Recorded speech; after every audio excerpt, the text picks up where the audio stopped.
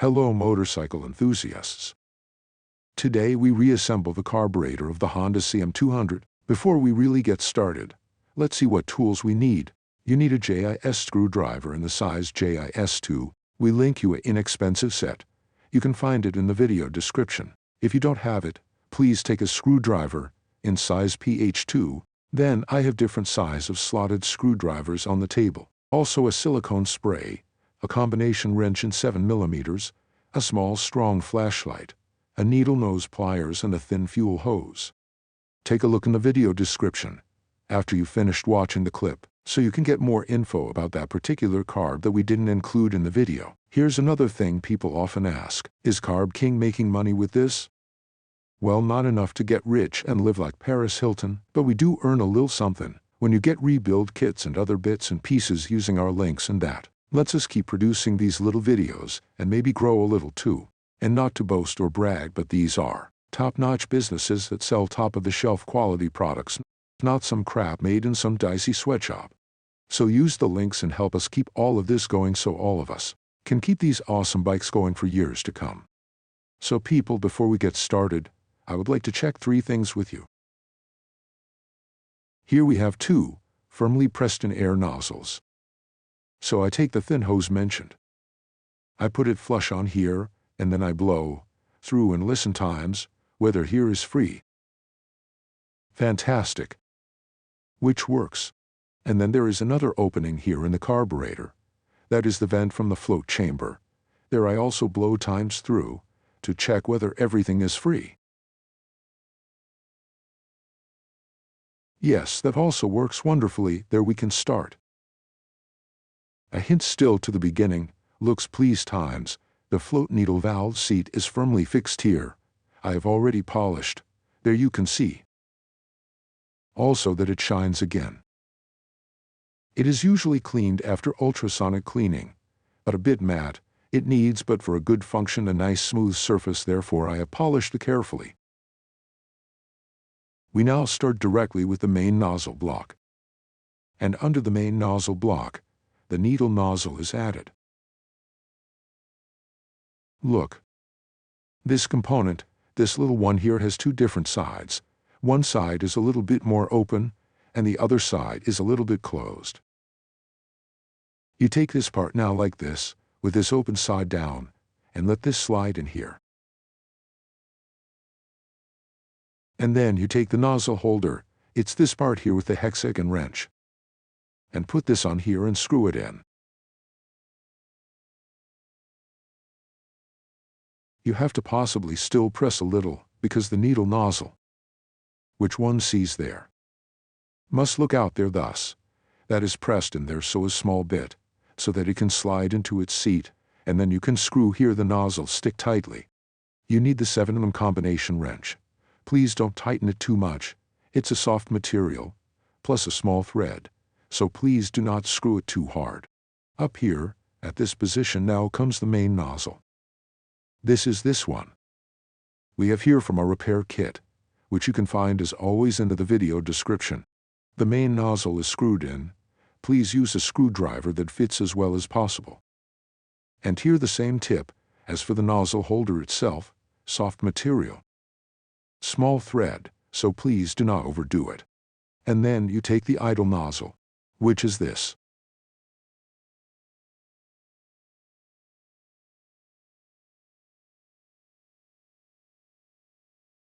And it comes to this position.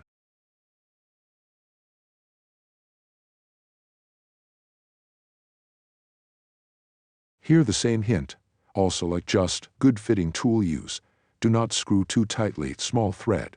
Soft material, there you can quickly break something. So the nozzles would be already in here, and you can mount the float. The float we have here. And here we have a new float needle. Now I take the float needle in my hand. And it has such a wire hanger here on top. This wire hanger is now threaded onto this small sheet metal tongue here.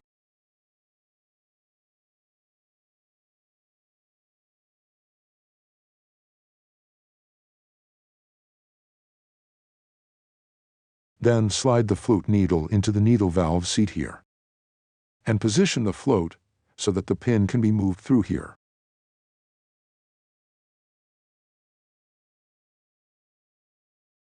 The pin may sit very loosely.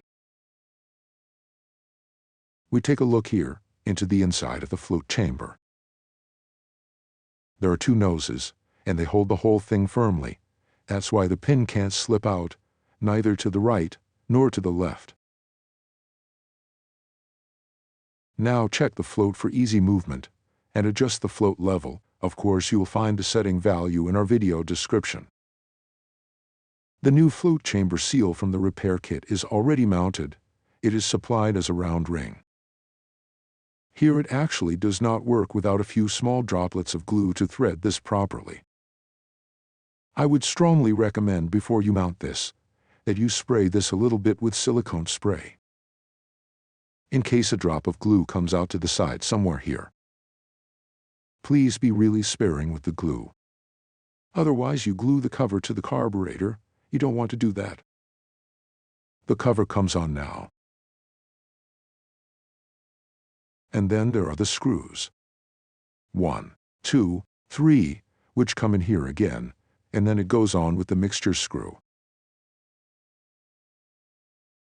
The idle mixture screw, that is this here already assembled, and over here for you just once again in the assembly order for you to see the screw itself. On it the spring, then the small washer, and the O-ring. So this is how it is mounted here. Then I put the carburetor in this way, that I can mount this in the horizontal. I do it in this way, because I don't want that everything slips apart inadvertently. Now the mixture screw is screwed in as far as it will go. Please be careful with the stop. Do not overdo it, do not use so much force.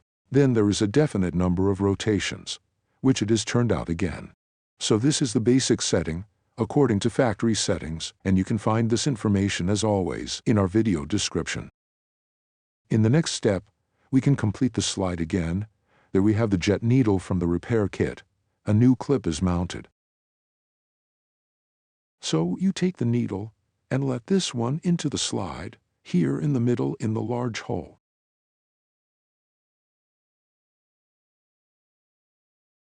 Then you have here this small locking plate. For this you need now the needle nose pliers. So that is squeezed at the top.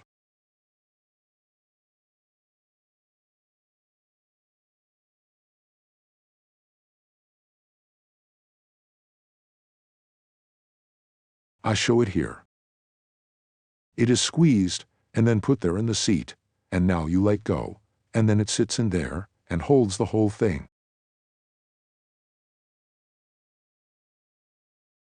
Now it is pressed down a little bit.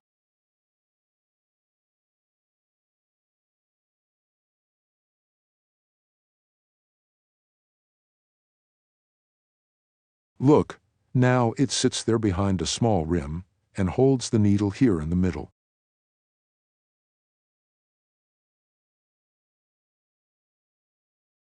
Please make sure that this groove here on the side remains free.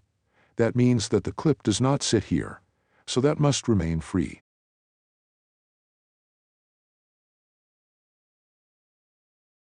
And then you can slide the slider already here into the carburetor. Of course, you have to hook the Bowden cable here.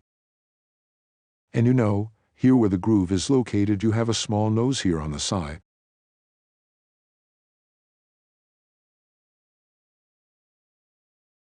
Right there on the side of the wall. Can you see that? This is the lead for it. The slider comes in. With you, of course, with Bowden cable spring on it. Then you have the cover here, where the Bowden cable goes through.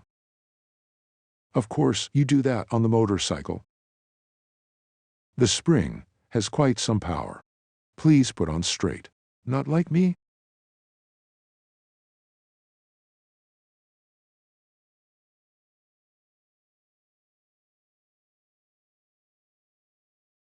Finally, 2 O-rings. Once this one, which is included in the repair kit, that comes in here once new. Then there is a drain plug here.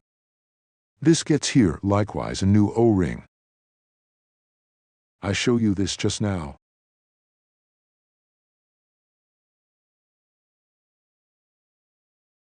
So it seals here at the front of the cone, but additionally only with an O-ring.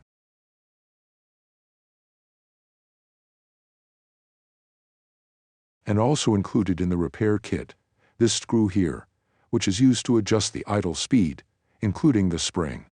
I don't have to show you, just unscrew it, put in the new one and you're done. Then you are done. Small hint, the O-ring from the idle mixture screw is smaller, so you can't confuse the two. This one for the drain plug is significantly larger. And we are done. I hope you liked our video. Leave a thumbs up and a subscription to support us. We wish you a lot of fun. Good luck with the project. See you in the next video. Bye.